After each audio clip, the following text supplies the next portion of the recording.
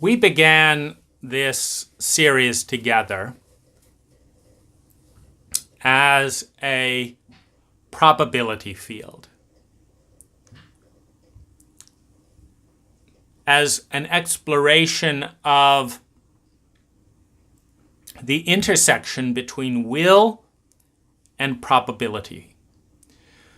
Will being the fight against the environment that is conducive to failure, and the environment, the probability field, being the odds in any daily interaction that something will or will not fail. The healthy relationship with will is to always invest in the environment in such a way that increases the probability of success, as success is defined. To invest in the environment that increases the probability of success. And so if we look in the dimensions, if we look at this pattern of energy where we've looked at dependency, so when you invest in something, which is a form of prayer, which is a form of sacrifice, which is a form of making something sacred.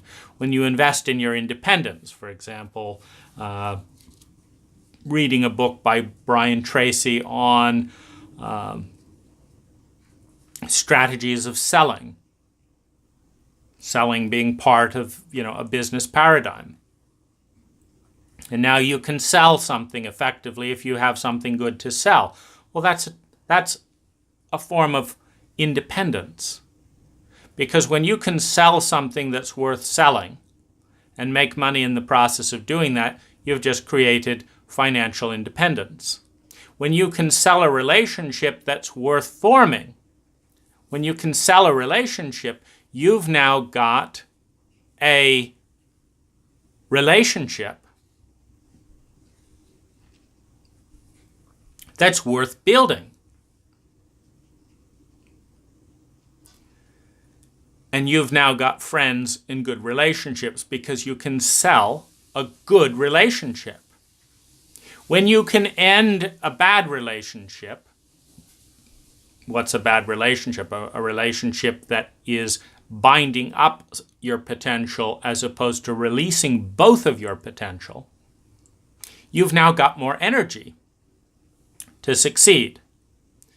When you have better relationships, you're healthier, which makes you more independent. A good sex life, etc., releases and moves toxins within the body, etc. So your health is better. So now you've got a better, body with which to do work, which means you can make more money, etc., etc. So an investment, when you make an investment in your independence, remembering that little trick that you don't get away from your need for love and belonging by not being in a relationship. You get over your dependence for love and belonging by having so much love in your life that when one person needs to move away, you can support it, you don't go dark. And you get that independence by teaching your inner abuser how to love and honor yourself. So that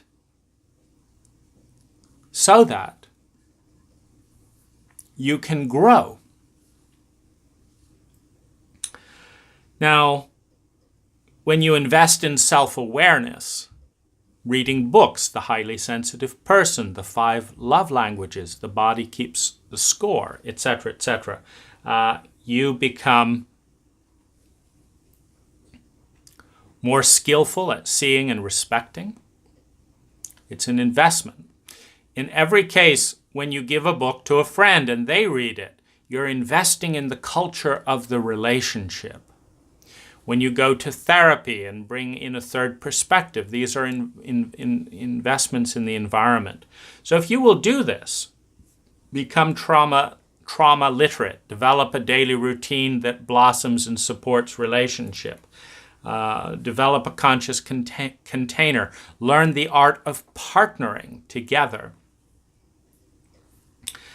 create a framework together for when and how to end in a good way, so that you both have that framework. When you can end a relationship well for good reasons, you have created a 75% probability of success.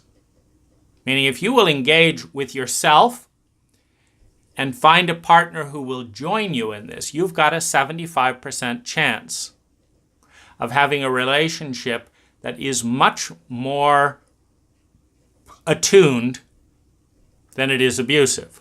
You've still got, even with that, because this is the beginning of a cultural transformation that is in its infancy. And so, at the end of 30 years of practicing this and learning and refining it, the odds may be up 80-90% of success. But going from a 90% chance of being in a highly abusive relationship to a 75% chance of being in a relationship that is much more conducive to love, growth, and well-being than not is a phenomenal accomplishment. And I want to honor you for the blessing of your attention. I want to honor you for the blessing of your beauty.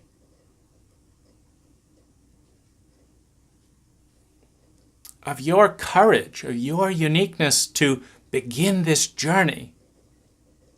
And I want to invite you to learn and explore and grow in small ways, and let those flowers blossom into big ways, to take little steps. Because as you do, you join all of us who are participating in creating a world in which our beauty is more and more visible, in which our soul and spirit is coming more into our world.